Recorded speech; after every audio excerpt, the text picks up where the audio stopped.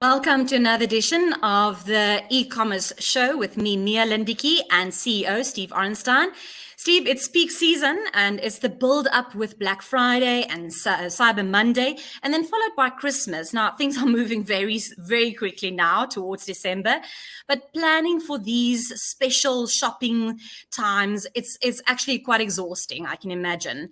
And it's just, it's all about planning and making sure that everything works out. And most of the time, it actually doesn't work out the way you planned.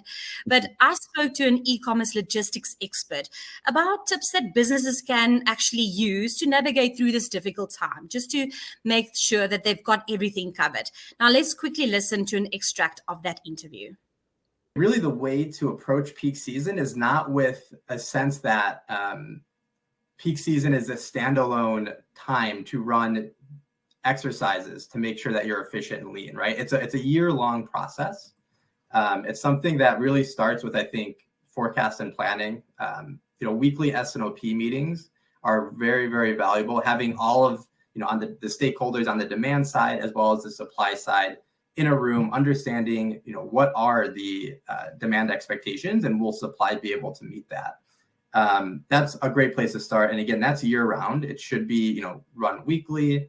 And obviously peak season will be more of a focus as it comes up, but it's not something that you just start flexing. And it's not a muscle you start flexing as soon as peak season kind of starts being passed around in the news. But there's a lot of other things. So diversifying your supplier base is, again, really important. What you might find is that a specific, and I'm normally talking about parcel, but this relates to really any suppliers, any transportation providers. But you might find that one supplier is dropping the ball in a certain area or region. You want to be able to have other options, and just having, necessarily contract is not enough.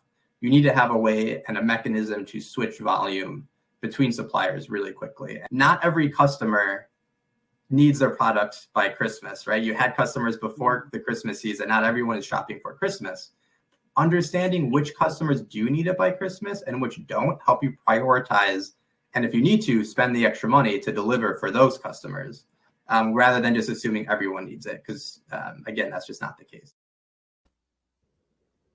Steve, I want to touch on managing expectations. I think that is so important in what he said. Not everybody is trying to make orders for Christmas and just planning that.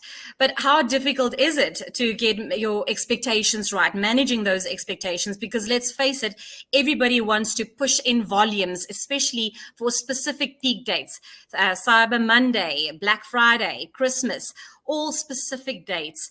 How do you manage that expectation? Yeah, look, I think Nick had some really great points there. When we've seen it inside of our Zoom to You business, but also Locate to You with a number of our customers that are using our platform, it all comes down to planning. And so making sure that you understand, you're doing some analysis of looking at, this is what the order volume looked like last year. This is what we're thinking it's going to look like this year. And if this happened, then what does that mean? What does it mean in terms of the numbers of drivers that you might actually need, or which are the carriers that you're actually connecting to actually provide to push that volume through? Most carriers will be coming out now and they'll be saying to you, if you order by this particular date, you're not going to receive this will be the cutoff period before you'll actually get it to your customer before Christmas. And so it's really understanding what are those cutoff points, and then having other carriers that can be able to pick up the slack. So if you do still want to get product to your customer before Christmas, which is probably vital, then you do have other options available. And that could be using another carrier, or it could be actually managing your own fleet of your own drivers throughout that period to be able to manage those deliveries and making sure they actually take place. But definitely a lot of planning is involved. This is once you hit October, going into November, December are super busy times for anyone in the logistics space across the world. Yeah, I think you mentioned something very important, and that this is so important that they get it right. But what do you think, if you run into problems with suppliers, like you've said, diversify your suppliers, diversify your carriers. But what do you do? Do you need a backup plan? And how far ahead do you plan if something goes wrong? Yeah, look, I think that's, you should be planning, ideally plan this many months ahead. And if you're thinking about it now, it's probably almost too late, although there's definitely still things you can be done. A lot of companies now, when they hit sort of November, they put a freeze on any technology changes that go into their business to make sure that they're limiting the risks of system problems as they're going into the peak period. Using a product like Locate to You as an example, it's a multi-carrier solution, as well as a solution that can actually manage your own fleet of your own drivers. And so being able to say, well, I've got my own fleet, I can use the system to do that, but then I can also use it to connect with other carriers to actually provide that delivery service as well. And so it's having a system or a platform in place that gives you that flexibility to connect to a range of different carriers and all your own fleet is going to be really important. Look, Steve, I'm going to put you a bit on the spot here, but I want to know if you can list 3 things that you can actually think that online shop owners must be doing right now. What must they be busy right now to make sure that they are prepared for this peak season? Yeah, I mean, I think, if you're just relying on one carrier, you've got to have multiple carriers. And so make sure you've got multiple carriers and you can go sign up accounts with different carriers today. And that might be, thinking about those really fast same-day delivery offerings. If you're only doing sort of a next-day service, get a same-day offering in place.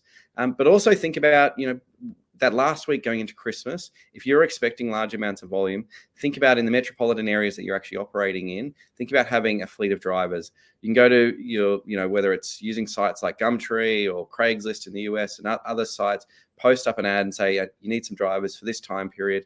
You'll probably get some university students that are, looking for that extra bit of cash as they're going into Christmas. Make sure you've got a tool to be able to manage those deliveries. And then, you're going to be able to make sure that your product is going to get to your customers and you're going to be able to cope with that extra demand going into that peak period. Yeah. Let's talk about freight recession. Now, I mean, this is a word that I've been using a lot in the last few days, writing about Convoy and how they then shut down their doors.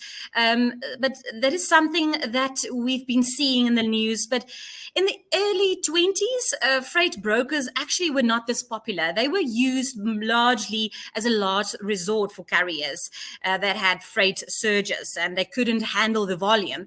Now things are very different. And especially during COVID, there was a high demand for it. But freight volumes obviously have now slowed down since. What can we read into this? Freight volumes, they're still actually not where it should be. When do you think that there will be this balance of supply and demand? And when will it be restored? Yeah, look, I think things are actually starting to normalize in some ways. What we saw during COVID was this huge ramp up in volume. People were at home, they weren't going into their office, they didn't want to leave their homes. And so there was all this huge amounts of volume that was, it wasn't a realistic view of where e-commerce is or is today. And so it gave us the spike in demand. The spikes come back down, but then a few companies got caught out during that spike period. Convoy in the US is a great example of that. They went and leased a whole bunch of 4,000 trailers. They had a large amount of cost on a daily basis for those trailers, and those trailers weren't actually being used. So there's problems like that which will cause because they took on this extra amount of cost, but then the volume of freight actually has dropped dramatically from those COVID highs. I think now what we're seeing, particularly in our Zoom 2 business, things are stabilizing. They're back to where they were previously pre-COVID. And so, I think from next year, you'll start to see things starting to continue to keep on growing. E-commerce is not going away. People are used to now ordering online. COVID helped that happen. But they're still going into the shops, but that's going to continue to keep on evolving. As that younger generation gets older and has more buying power, then you're going to see that online shopping is going to continue to keep on increasing. So yeah, it's definitely going to keep on going up. And I think over the years ahead, we'll see that returning. Yeah. Speaking about e-commerce and, its worth, the founder of PDD Holdings, now they also own Temu.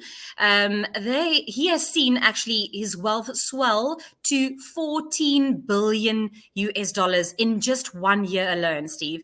Now, the global economic transactions, what we're seeing, the recessions, the looming recessions that people are talking about, obviously, that drove shoppers to be more bargain shoppers, especially on e-commerce platforms. They want cheap deals. Now, according to this Huron Rich list, the owner of PDD Holdings, Colin Hung, is now actually the 3rd richest man in China, and he's got a fortune of $37 billion. Now, very interesting, Steve. Last year, an Oxfam report found that COVID-19 pandemic actually created new billionaires every 30 hours. Do you think that this wealth might still be built on that global economic impact of the pandemic?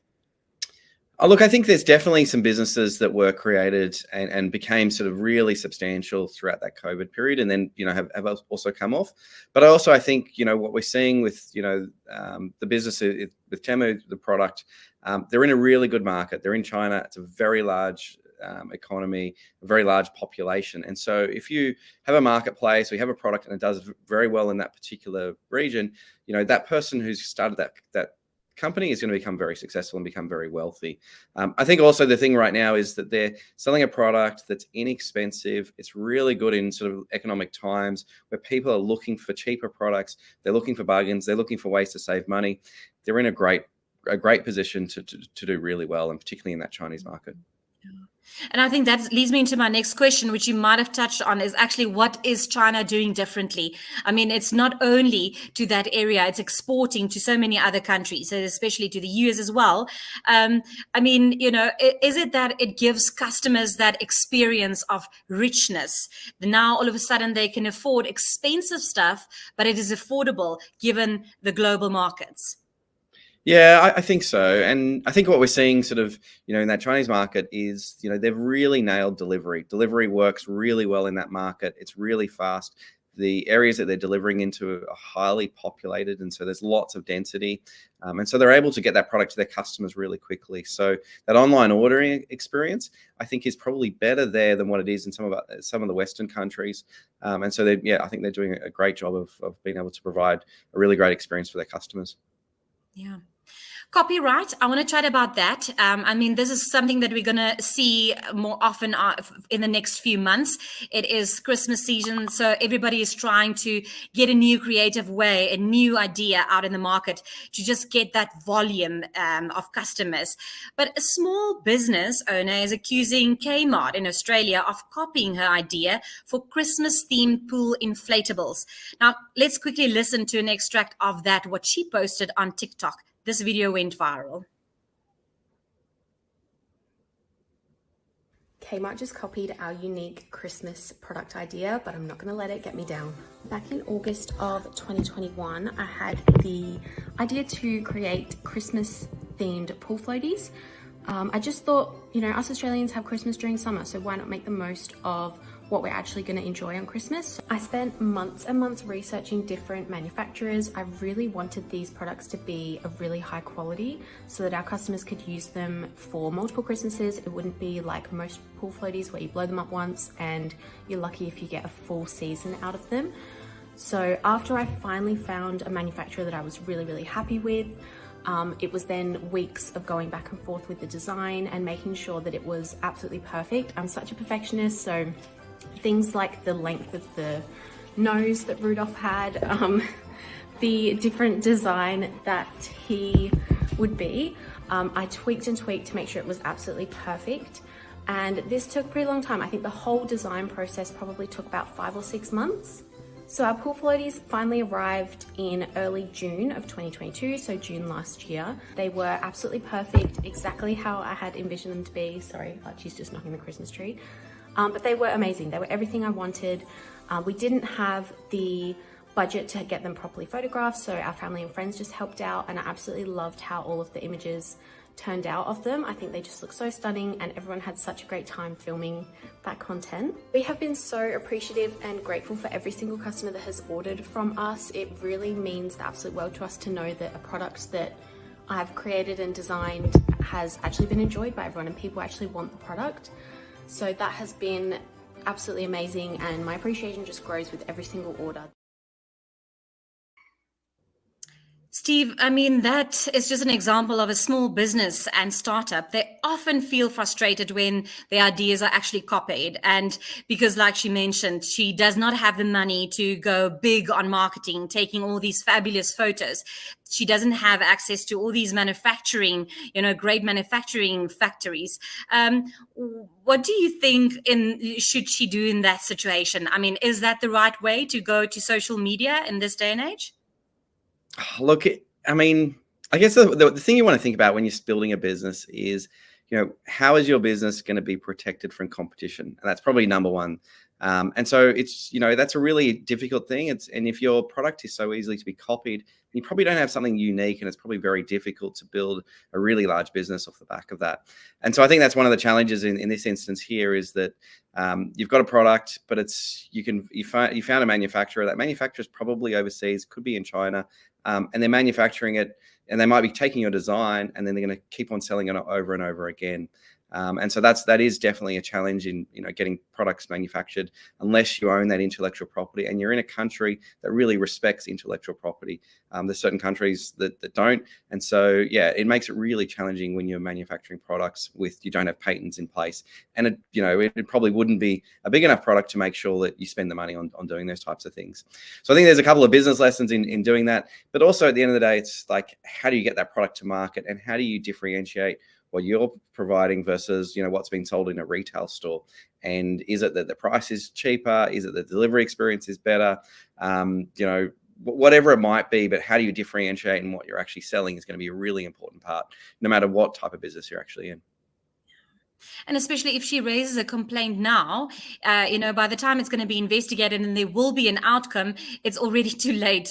Christmas is over. Nobody's going to be interested in her specific item. So, I mean, the best bet, would you say then, is in that situation as the smaller player to turn to social media. There's power in social media. Yeah, she's definitely. already been, her video has already been shared and viewed 60,000 times. I think there is already some sort of justice from her side in that. Yeah, definitely. No, absolutely. And I think, people will look at that and go, well, I'm going to order this product from a small business rather than going to a large enterprise. So I think that's a great outcome. Yeah.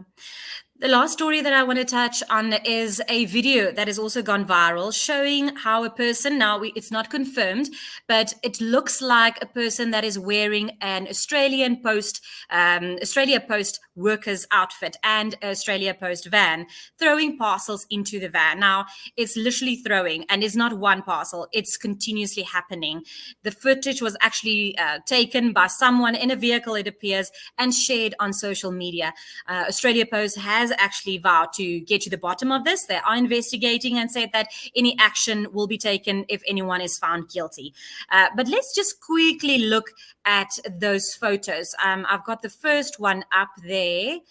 This is the one that you can see. It's clearly no longer in the person's hand. And there's another visual where you can see, if we can go to the second, that is specifically a visual of a parcel being in this person's hand. And the second one is where it is obviously released. And this is just one screenshot that I managed to take. There are multiple of this, at least 3 or 4 times where it's captured where this person and the other person is literally throwing these parcels into the van. Now, we just need to say that it's not confirmed what has happened. That is under investigation. But it does look serious. I mean, let's talk about, the brand and what damage could actually this mean for Australia Post, Steve. Yeah, look, I mean, I think if you're the CEO of Australia Post and you see that, you'd be so annoyed at what's actually taken place. And I think this is a challenge, it's not just for Australia Post. This is a challenge that happens across every single logistics business globally. Ultimately, at the end of the day, you're reliant on individuals that are doing deliveries, and the individuals will do sometimes really silly things. And so I don't think it's necessarily just Australia Post. I think it's been unlucky. I mean, they're probably their largest provider in Australia. So there's more chances of this sort of stuff happening and being able to be captured on film. So this comes down to training for drivers, making sure they're educated really well, making sure they understand what they're actually picking up, and knowing that this is a really important piece of a parcel. And valuing what they're actually picking up, and it's not just a box that they're capturing. So it's a challenging thing. I think this is going to continue to happen while humans are delivering parcels. People are going to do the wrong thing at times, and there's probably education is probably the key thing that they can do for their staff, and also how do they motivate, and what are the motivating factors to see staff members, whether it's in a logistics business or any business, to do the right thing, and what are you doing inside of your business to do that? And I think there's lots of different things that you can be doing, whether it's monetary rewards or whether there's awards or incentives to see those types of things happening. Yeah. Yeah. I mean, workers this season, peak season, they are going to feel overworked because they are going to work long hours. It is fast deliveries. So, I mean, you are going to get tired employees, especially working on some of these festive, times. Nobody really wants to work, but you need to earn that money. So what Correct. should you do as a company to make sure, I mean, when should you say, okay, my staff, I've got enough staff for this season? And when do you need to say, but maybe I should get 2 extra workers on contract? Is that a dangerous territory to go to employ, contract workers just for this period? We know Amazon is doing it, all those big companies are doing it, but does it make sense for the smaller players? Yeah, no, look, definitely. And I think it comes back down to the planning. It's looking at your data and it's looking at your order volume. We see on different days of the week, there's different peaks and demands in orders that actually come through. And so it's going back and looking at what those look like and then saying, okay, well, if this continues to rise on a week by week basis as you're going into Christmas, and do some scenario planning around what that's going to look like, then you can sort of start to figure out, okay, well, how many drivers am I going to need to have during that period? And so that you can make sure you've got the right number of people. And if you can predict what that's going to look like and you hire enough, then, things are going to work out really well. Yeah. Thank you so much, Steve. Any last words from your side, remarks? No, look, I think, we're going into this busy peak period now. This is a really great time for e-commerce and retail businesses, making sure they're, taking advantage of the Black Friday, the Cyber Monday specials, because those are really big days for retailers and e-commerce businesses to make a lot of money over this quarter. Doing what they can to make sure they've got the capacity to get those products to their customers before Christmas is going to be vital. Yeah. Okay, great. Thank you so much. That's a wrap from my side as well. Till next time. See you. Thanks, then. Mia.